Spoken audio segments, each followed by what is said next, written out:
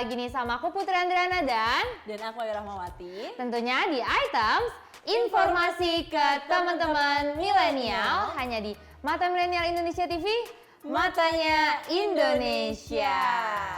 Dan kayak biasanya ya Put, nggak bosen-bosennya nih kita nemenin teman milenial semuanya 30 menit ke depan, 3 segmen ke depan akan bahas sesuatu yang seru banget. Tapi sebelum itu aku minta sabar dulu semuanya ya, karena kita harus tetap patuh sama prokes dengan cara memakai masker salah satunya ya. Betul.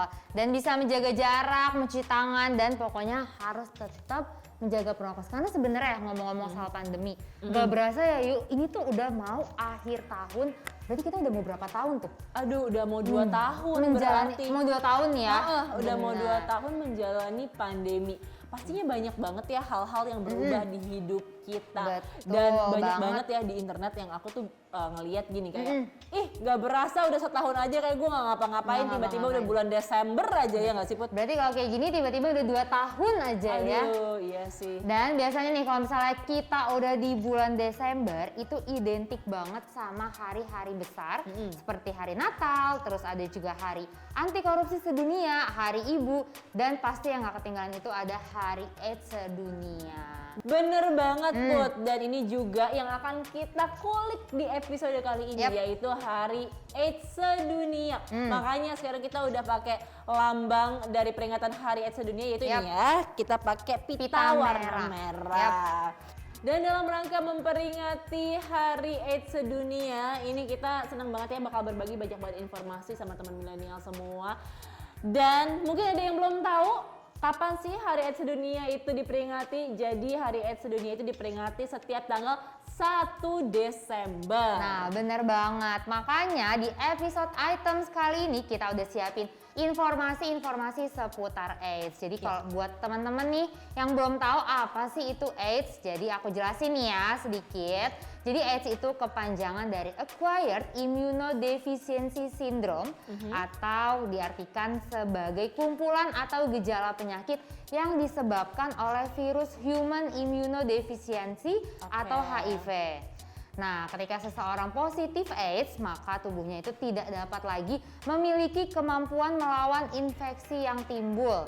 Kenapa sampai ada peringatan Hari AIDS Sedunia atau World AIDS Day? Karena latar belakang yang sangat membahayakan kehidupan manusia, guys.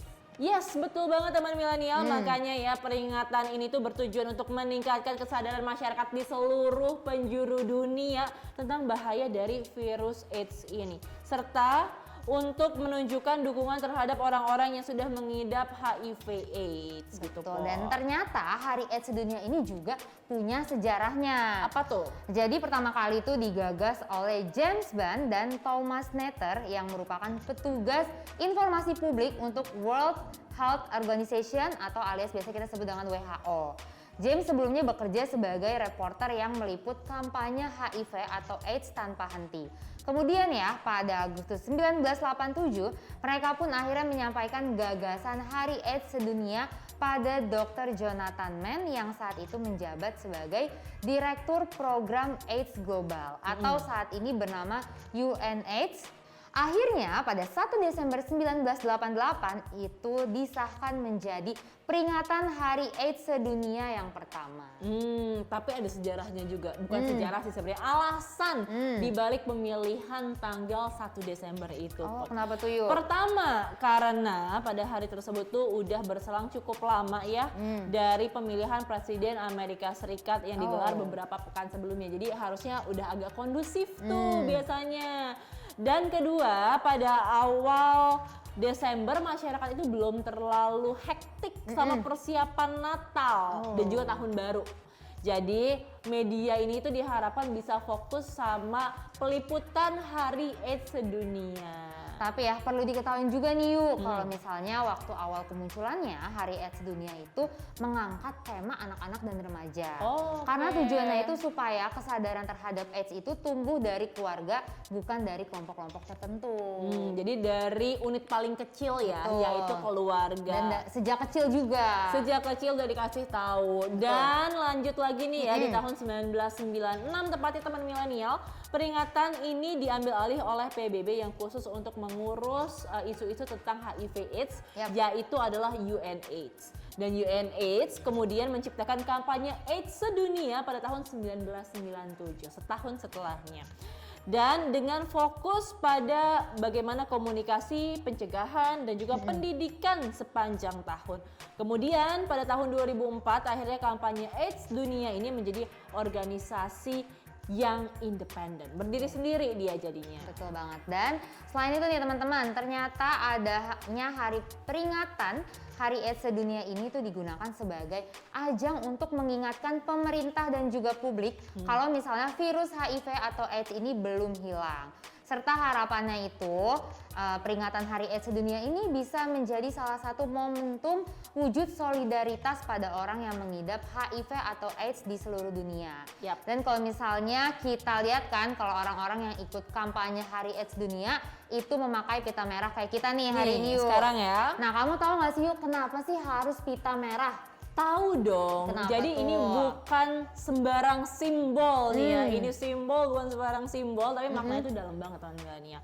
Pita merah ini dimaksudkan supaya jadi lambang pengharapan agar pencarian vaksin dan juga obat untuk menghentikan penderitaan orang dengan HIV/AIDS atau disebut juga dengan ODHA berhasil ditemukan. Selain itu warnanya merah ini merupakan simbol dari cinta atau hati ya, hati. Dan pada dasarnya pita merah ini merupakan dukungan simbolis yang memiliki multi arti. Contohnya nih ya, diantaranya adalah dukungan nyata bagi para ODHA agar terus mendidik masyarakat demi antisipasi penularannya.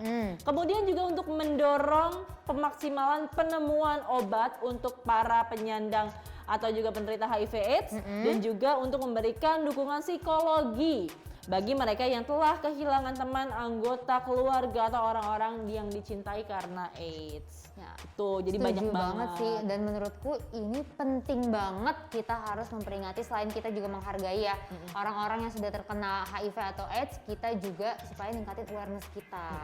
Soalnya nih yuk, ternyata kasus HIV/AIDS ini di Indonesia tuh juga ada.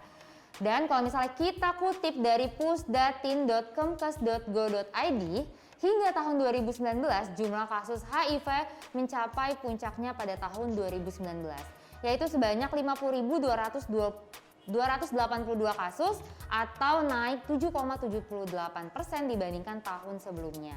Sementara jumlah kasus AIDS itu justru cenderung fluktuatif mengarah ke penurunan. Bahkan Kemenkes mencatat kasus AIDS berkurang 30,95%, yaitu menjadi 7.036 kasus pada 2019. Jumlah kasus tersebut menjadi kasus terendah sejak tahun 2010. Jadi bisa dibilang justru kalau misalnya kasus HIV di Indonesia tuh cenderung naik, tapi kalau AIDS itu menurun ya. Betul, jadi memang berbeda ya antara HIV dan AIDS itu sendiri. Betul. Dan berdasarkan data dari Ditjen Pengendalian dan juga Pencegahan Penyakit Kementerian Kesehatan Republik Indonesia, provinsi dengan kasus HIV paling tinggi itu ada di Jawa Timur, yakni sejumlah 8.935 kasus. Dan mayoritas penderita HIV/AIDS ini adalah laki-laki, sedangkan berdasarkan usia penderitanya ini paling banyak di usia-usia produktif justru pun dari 25 sampai 49 tahun. Tingginya kasus HIV di Indonesia ini salah satunya disebabkan oleh perilaku seks bebas. Selain itu juga ini karena faktor sosialisasi dan juga edukasi kepada masyarakat yang masih kurang tentang resiko dari perilaku seksual yang beresiko, pencegahan kehamilan yang tidak diinginkan, serta penyakit menular seksual. Ini masih butuh perhatian khusus lagi nih, juga untuk memberikan dampak signifikan terhadap kasus penularan HIV/AIDS. Nah betul, nah tadi informasi-informasi yang kita kasih ke teman-teman ya, semoga bisa nyadarin teman-teman kalau misalnya adanya HIV atau AIDS ini penting ya. Pentingnya edukasi dan juga benar-benar berbahaya kalau misalnya kita tidak menanggapinya dengan serius. Iya sih, yang aku sedih adalah HIV/AIDS ini di Indonesia, aku nggak tahu sih di dunia kayak gimana, tapi di Indonesia yang aku tahu ini masih dipandang sebagai penyakit yang miring, yang tabu yang juga ya, yang tabu, yang dianggap quote unquote kotor gitu Iya, ya, karena betul. dianggap bahwa ini adalah perilaku menyimpang seks. Iya. Atau juga yang bebas, seks bebas gitu ya, terus habis itu juga tentang narkoba Betul. gitu ya, identiknya sama yang kayak gitu-gitu. Padahal ya teman milenial bisa jadi ini tuh kasusnya kan beda-beda. Betul. Misalkan kayak ada istri yang nggak tahu suaminya kayak gimana, Penularan ya. penularan, terus akhirnya terkena HIV/AIDS juga. Betul. Atau mungkin anak di kandungan ibu yang nggak tahu apa-apa, nggak salah apa-apa, tiba-tiba kena HIV/AIDS juga. Jadi kan sebenarnya banyak banget faktor-faktor harus faktornya. dilihat dulu. Nah makanya nih supaya teman-teman ngerti ya, supaya lebih paham lagi, makanya di segmen selanjutnya aku sama Ayu bakal kasih informasi-informasi lainnya soal penyebab, gejala, pengobatan, dan juga pencegahan dari HIV sama AIDS. Yes. Makanya pastiin terus kalian sama kita hanya di Items Informasi ke teman-teman milenial.